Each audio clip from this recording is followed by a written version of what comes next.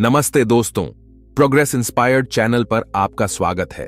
यहां हम साथ में चलेंगे मन को पढ़ने के नए और रोचक तरीकों की दुनिया में। इस वीडियो में हम बात करेंगे मन को समझने के उपयुक्त तकनीकों के बारे में। तो दोस्तों, इस रोमांचक यात्रा में हम सभी को एक नई दृष्टि प्रदान करेंगे ताकि हम सभी में सकारात्मक परिवर्तन ला सकें। इस चैनल को सब्सक्राइब करना न भूलें ताकि आप हमारे साथ इस मानसिकता के सफर में जुड़े रहें। तो चलिए, आइए साथ में प्रोग्रेस की ओर बढ़ते हैं। दोस्तों, किसी के भी मन की बातें जानने के लिए 3 तरीके होते हैं, लेकिन इन तीनों तरीकों को समझना अति आवश्यक है। यदि आप इन तीनों तरीकों को समझ लेते हैं तो आप किसी के भी मन की बातें बड़ी ही आसानी से जान सकते हैं, समझ सकते हैं। तो चलिए, इसे एक बुद्ध कहानी के माध्यम से समझते हैं कि किस तरह से आप दूसरों की मन की बातें जान सकते हैं, समझ सकते हैं। बहुत समय पहले की बात है। एक छोटा सा गांव था। उस गांव में 2 भाई रहा करते थे। बड़ा भाई अंधा था, जिस कारण वो हमेशा घर पर ही बैठा रहता था, और छोटा भाई खेती किया करता था। लेकिन खेतों में अधिक जानवर आने से पूरी फसलें नष्ट हो जाती थीं, जिस कारण छोटा भाई बहुत परेशान हो चुका था। तभी उसे एक तरकीब सूझी। एक दिन उसने सोचा, खेतों में से इन जानवर को भगाने के लिए क्यों ना मैं अपने बड़े भाई की मदद लूं। वैसे भी बड़े भैया अंधे हैं।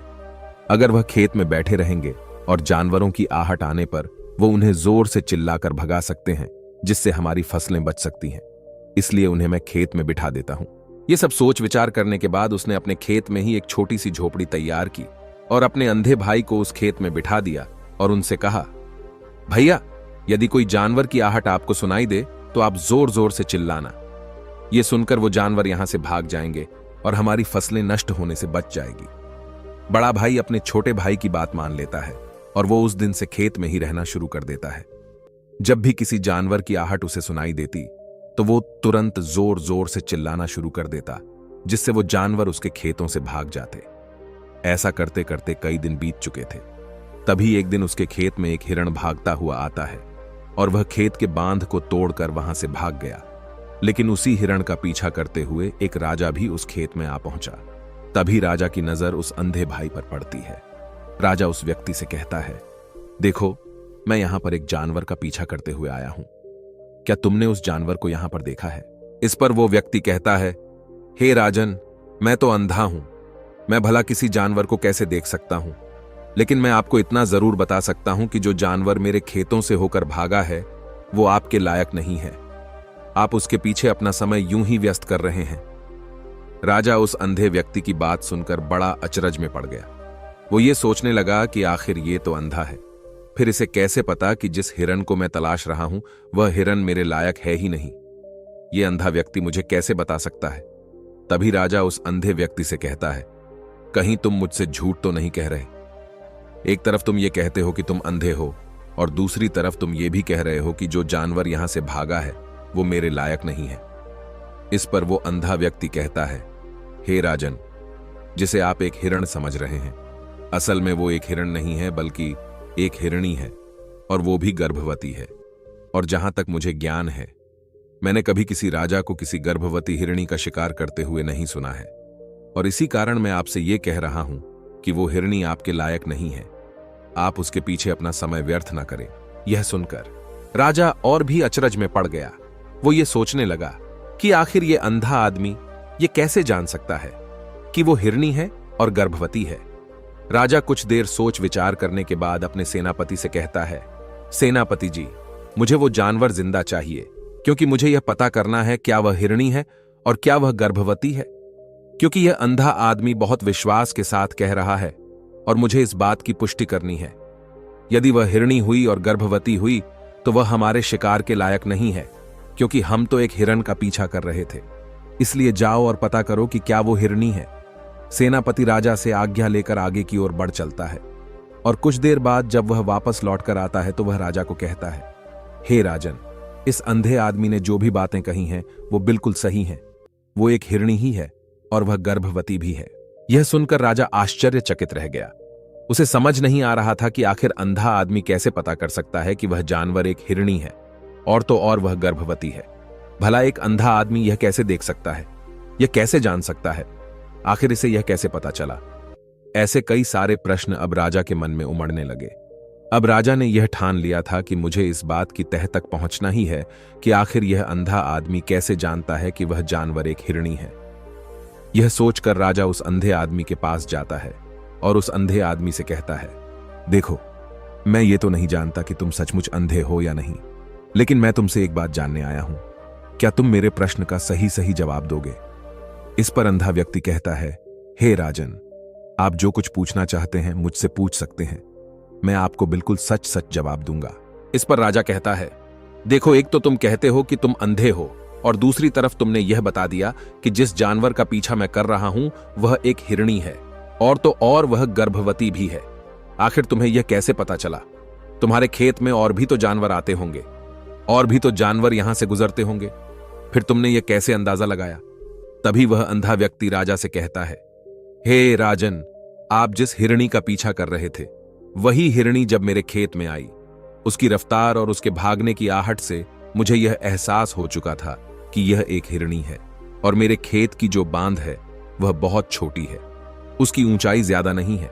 यदि कोई हिरण होता तो उस बांध को बड़ी आसानी से लांघ जाता, लेकिन वह हिरणी इस बांध को तोड़कर भागी है, और यदि वह इस बांध को छलांग लगाकर पार करने का प्रयास करती तो इससे उसके बच्चे को खतरा होता, और इसी बात से मैंने यह पता लगा लिया कि वह गर्भवती है।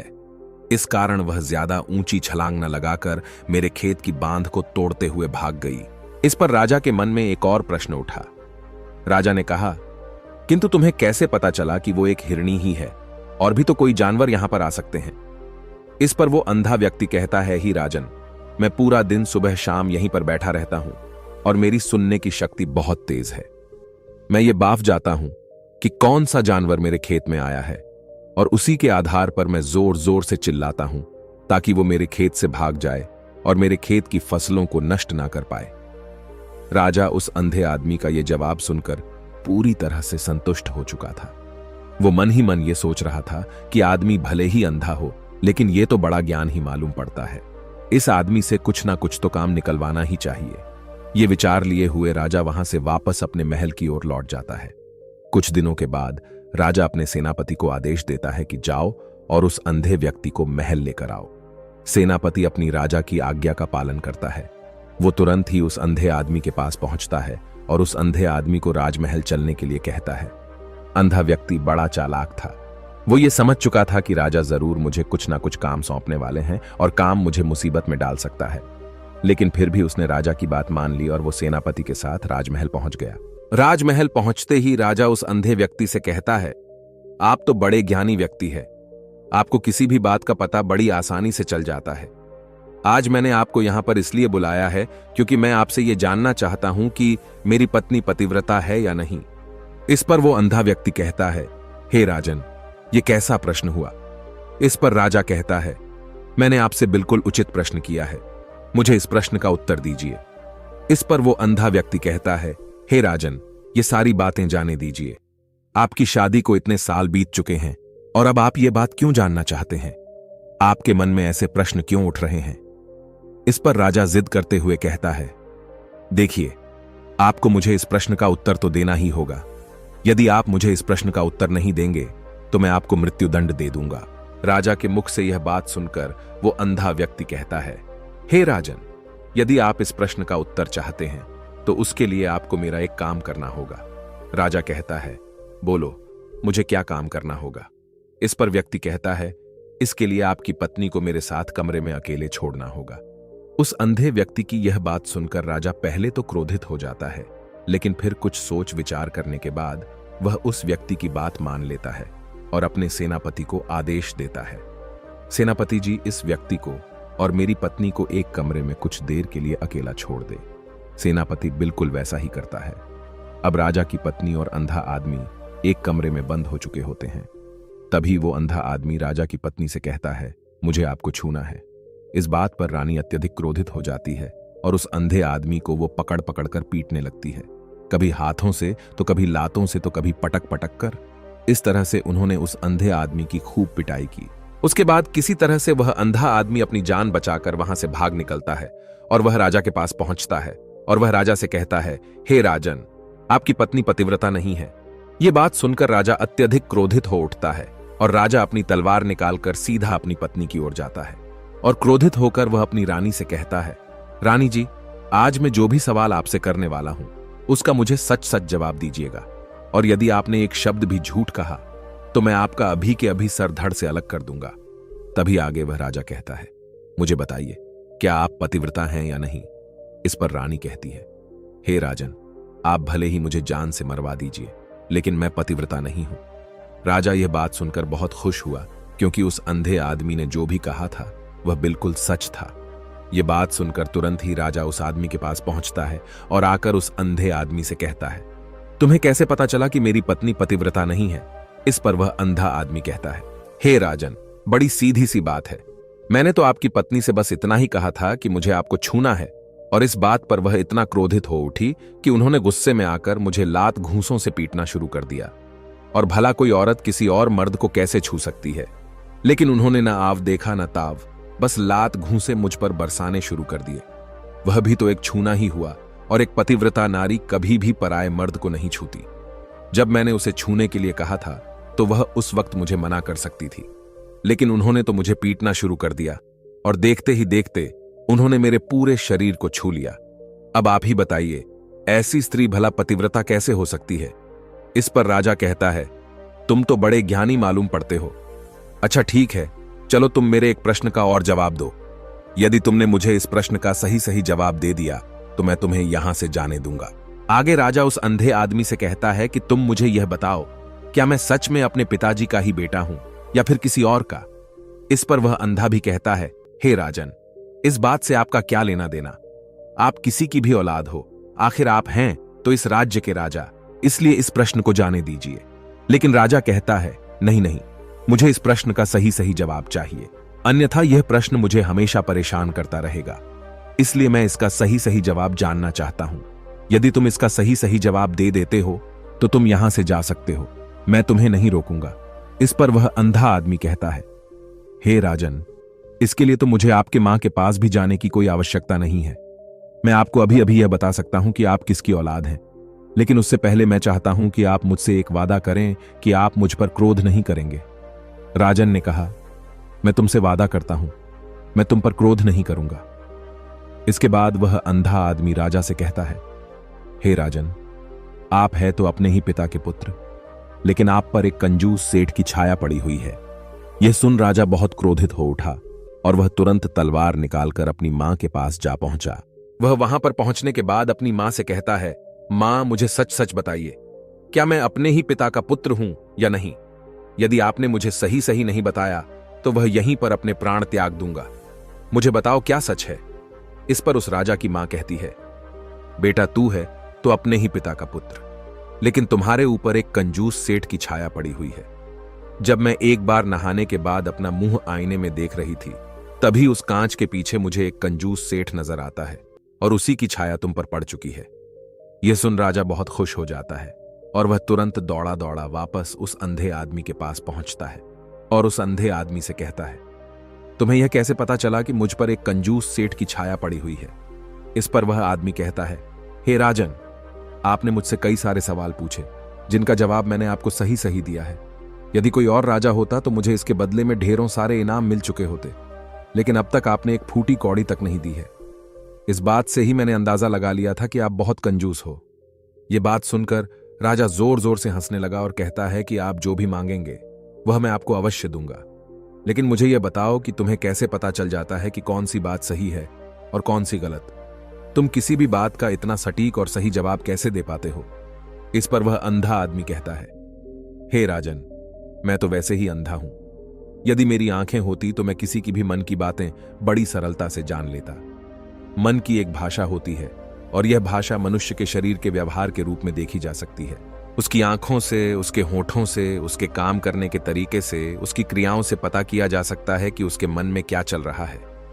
उसके आधार पर हम किसी के भी मन की बातें जान सकते हैं, लेकिन मैं तो जन्म से ही अंधा हूं। मैं देख नहीं सकता, इसलिए मैं क्रियाओं से देखता हूं। यदि मुझे कोई बात जाननी हो तो अगले आदमी को कुछ काम देना पड़ता है, जिस पर वह व्यक्ति किस प्रकार काम करता है, किस तरीके से इस काम को करता है, उसके आधार पर ही मैं यह पता कर पाता हूं कि उसके मन में क्या चल रहा है। तभी वह राजा कहता है, तो क्या इसका अर्थ यह हुआ कि मैं भी किसी के मन की बातें जान सकता हूं? इस पर वह अंधा आदमी कहता है, हे राजन, अवश्य महाराज, आप भी किसी भी व्यक्ति के मन की बात जान सकते हैं, किंतु उससे पहले आपको अपने ऊपर काम करना होगा, और वह है अपने मन को शांत करना, अपने मन को वर्तमान में लाना होगा, जिसके लिए मैं आज आपको 3 तरीके बताने वाला हूं। और ये तीनों ही तरीके बड़े ही आसान और सरल हैं। किंतु हे राजन, उससे पहले आपको एक काम करना होगा, अपने मन को एकाग्र करना होगा। जब हम अपने मन को एकाग्र करते हैं, अपने मन को वर्तमान में लाते हैं, तो हम दूसरे के मन की बात जान सकते हैं, क्योंकि वह आदमी अभी भी अपने मन में वर्तमान में ही सोच रहा है, और हमें भी मन को वर्तमान में ही लाना होगा, तभी हम उसके मन की बातें जान सकते हैं। यदि हम अतीत में हुई घटनाओं के बारे में सोच रहे हैं, तो वह जो अगला आदमी वर्तमान में सोच रहा है, वर्तमान में अपने मन में बात कर रहा है, वह हम कैसे जान पाएंगे? क्योंकि हम तो अतीत की घटनाओं में डूबे हुए हैं। इसलिए किसी के भी मन की बात जानने के लिए सबसे पहले हमें हमारे मन को एकाग्र करना होगा, उसे वर्तमान में लाना होगा। आगे वह व्यक्ति राजा से कहता है, हे राजन, जो 3 तरीके मैं आपको बताने वाला हूं, इन 3 तरीकों से बड़ी आसानी से किसी के भी मन की बातें जान सकते हैं। उसके बाद वह अंधा आदमी राजा से कहता है, हे राजन, जो सबसे पहला तरीका है वह है आंखों पर ध्यान देना। किसी व्यक्ति से बात करते वक्त उसकी आंखों में देखना, उसकी आंखों पर ध्यान देना, जो सबसे ज्यादा जरूरी है, क्योंकि आंखें बोलती नहीं पर बहुत कुछ कह जाती हैं। यदि हम किसी व्यक्ति की आंखों के इशारों को समझना सीख जाएं, हम यह जान पाएंगे कि व्यक्ति के दिमाग में क्या चल रहा है, वह क्या सोच रहा है और अभी वह क्या करने वाला है। मेरे पास आंखें नहीं हैं, लेकिन मैंने अपने गुरु से यह विद्या सीखी है, क्योंकि बहुत सालों पहले मेरे पास आंखें थीं और मैं उस वक्त लोगों के मन की बातें केवल उनकी आंखों से ही जान लेता था। इसलिए यदि आप भी दूसरों की मन की बातें जानना चाहते हैं, तो आपको भी उनकी आंखों पर गौर करना चाहिए, जैसे कि उनका आकार कैसा है, वह कब, कहां और किधर देख रहे हैं। यदि उसकी आंखें यहां वहां घूम रही हैं, जब आप उससे बातें कर रहे हैं, तो वहां वह इधर उधर मोड़ रहा है, कभी ऊपर तो कभी नीचे या कभी आसपास, या फिर उसकी आंखें खुश नजर आ रही हैं या फिर आंखें निराश नजर आ रही हैं, जैसे कि चोर होता है। उसकी आंखों में जब हम देखते हैं तो हमें यह पता चलता है कि अगले आदमी ने कोई गलती की है।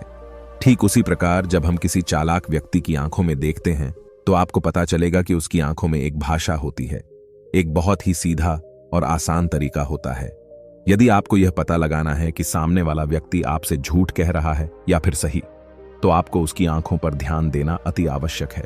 यदि आपसे बात करते वक्त वह व्यक्ति अपनी आंखें यहां वहां घुमा रहा है, ऊपर नीचे, इधर उधर, दाएं बाएं हर जगह देख रहा है, तो इसका अर्थ यह हुआ कि वह उस बात से निकलने का कोई रास्ता ढूंढ रहा है, वह कोई झूठ बना रहा है।